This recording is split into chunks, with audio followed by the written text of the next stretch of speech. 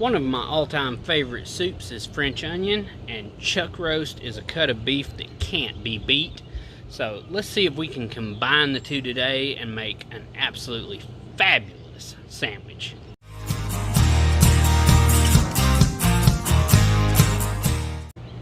Hey YouTube, welcome to Griffin Grills. I am Griffin, and like you saw in the intro, we're going to be doing a chuck roast braised in French onion soup and making it into one of the ultimate sandwiches, I hope. If you would, go ahead and subscribe to the channel and click the bell notification. That way you get an update every time I upload a video.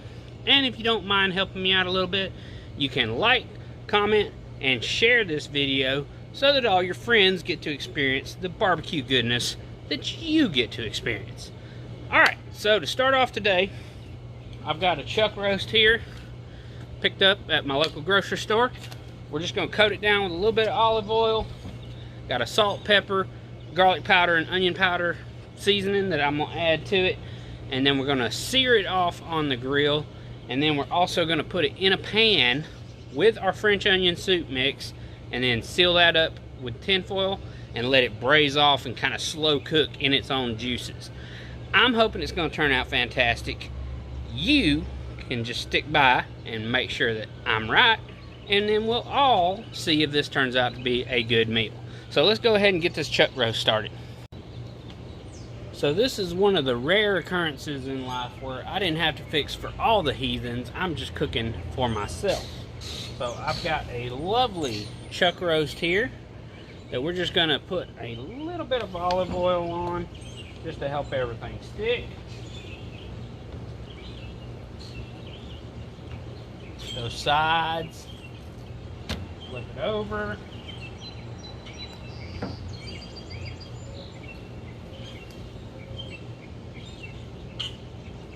Heck yeah, looking good to me.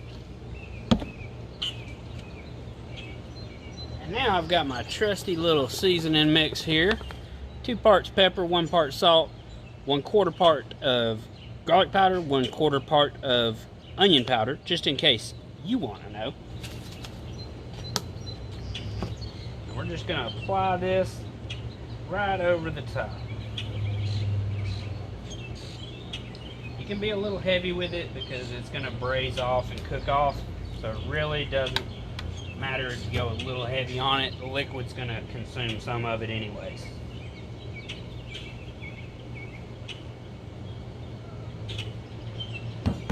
Give it a pat down.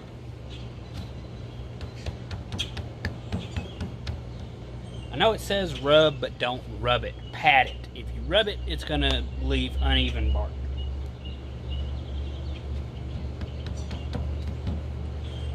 Alright, so we'll let that hang out for a little bit while we're waiting on our grill to finish heating up. We're going to start with a whole chimney of charcoal just to get a good sear on both sides and all around the edges. And then we're going to lay charcoal over that and put it in a pan with our liquid to help braise it.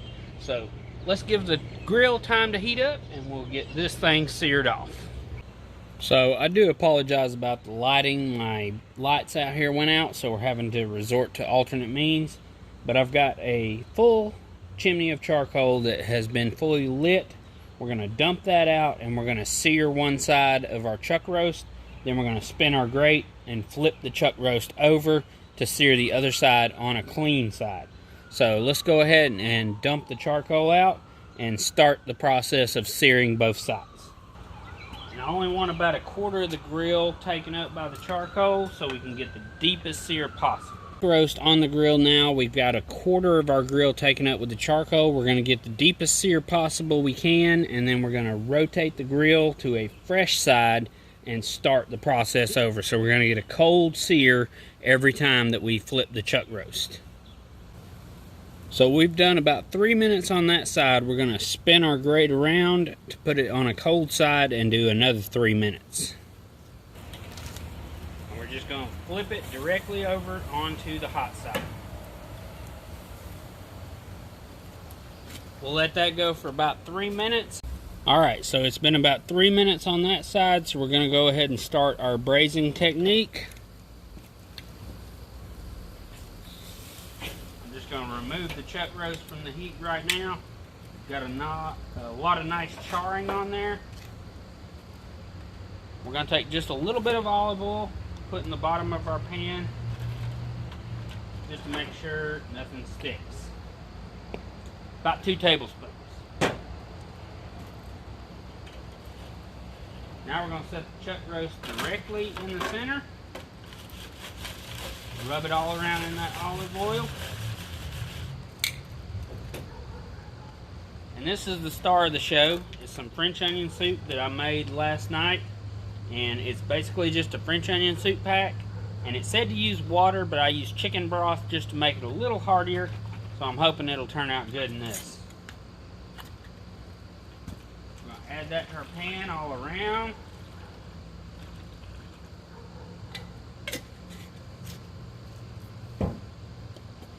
And just to kick up that beef flavor a little bit, we've got some of that Wash Your Sister sauce right here.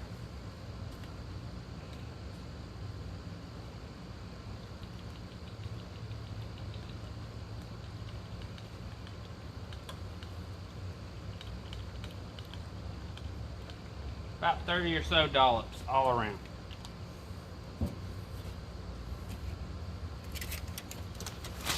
Now we'll just pull off a piece of tin foil big enough to cover our pan. Get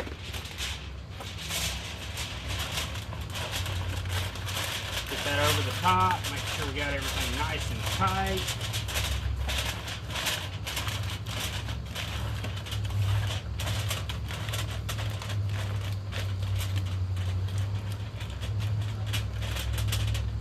We're going to set it onto the edge farthest away from the fire. So let's get the lid closed down and let this start cooking. And as you can see, I did add a probe thermometer so I could check the internal temperature on the cooker plus the temperature of the meat. We'll come back and check it in about an hour. So it has been about 30 minutes and my chuck roast is coming in at an internal temperature of about 210. My pit has been somewhere between 350 and 400. So we're going to pull it off, take a look at it, see what it looks like. If it needs to go a little longer, we'll let it go. But we're going to try to see if we can get it into shredded beef territory. So let's pull it off and see what it looks like. Alright, let's see what we got. Be careful, it is very hot.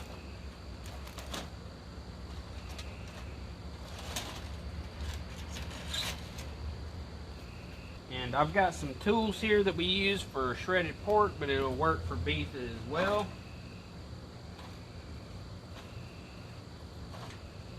Not quite at that shreddable point, so we'll let it go for a little longer.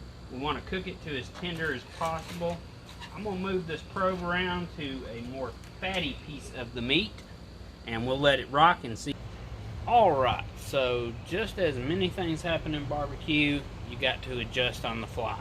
I thought this was going to be a shredded beef sandwich. Turns out it's going to be more of a sliced beef sandwich. No fault of my own, just that's how the meat cooked. So we're going to go ahead and slice this meat up. I'm going to pull it out, let it rest for a minute, and then we'll slice it up. In the meantime, I'm going to head over to my flat top cooker and I'm going to toast off my buns and melt my cheese to make the ultimate sliced beef sandwich. Alright, we've got our griddle ripping at about 400 degrees, so we're going to go ahead and just put a little bit of oil down just to keep our bread from sticking.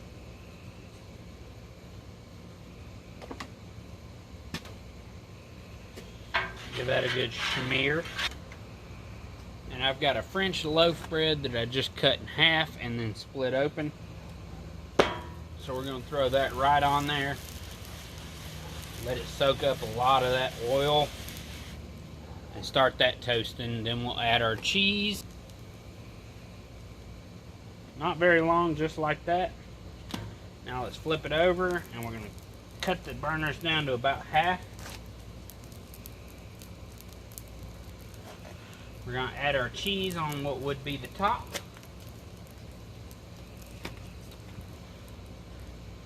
And here's where a little magic comes in, just a little water, and and the dome lid.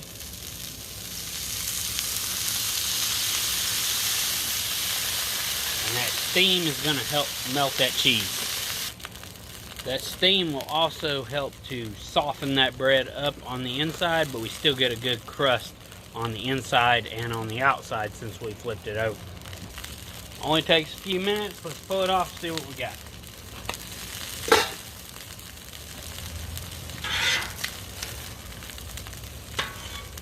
Alright, we'll bring it over here on the cold side of the grill. I'm going to cut off a couple of slices and put on here.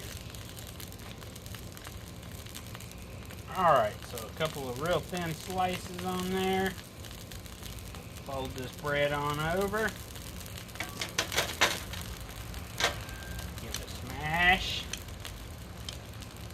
And then we'll send it right back over that heat.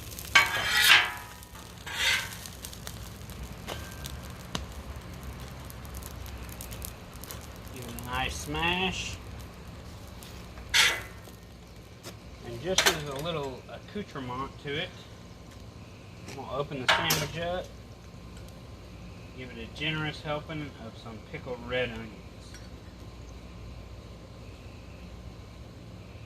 And I tell you what, that looks like a pretty good smash sandwich to me. So let's come back up and we'll give it a test try. Alright, so that's the smashed sliced beef sandwich to me. It's got the sliced beef, the cheese, the pickled red onions, and it smells amazing. So let's give it a try, see what we think.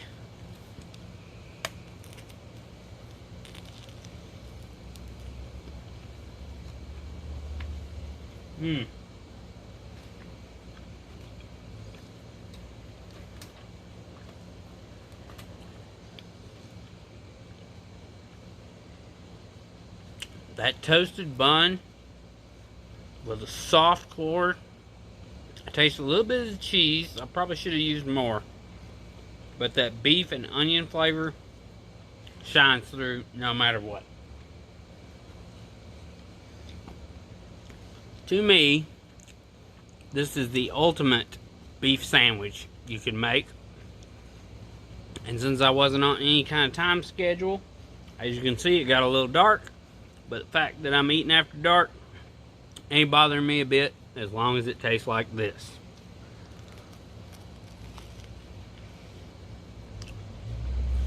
Definitely recommend you give this one a try. I was going for more of a shredded beef, but I think the sliced beef works good with this sandwich. You can fully taste all that onion soup mix and just the full-on beefy flavor. Definitely recommend you give this one a try. Also, if you don't mind, you can help me out by hitting that subscribe button below and click that bell notification. That way you get an update every time that I upload a video. You'll be notified. Other than that, you can like, subscribe, and comment on this video. Tell me what you think. I know my lighting sucks. Lights went out, so we just kind of did what we had to do. But other than that, we will catch you on the next one. We've got a bunch of great ideas coming up, so make sure you're subscribed so that you don't miss anything. And we will catch you on the next one.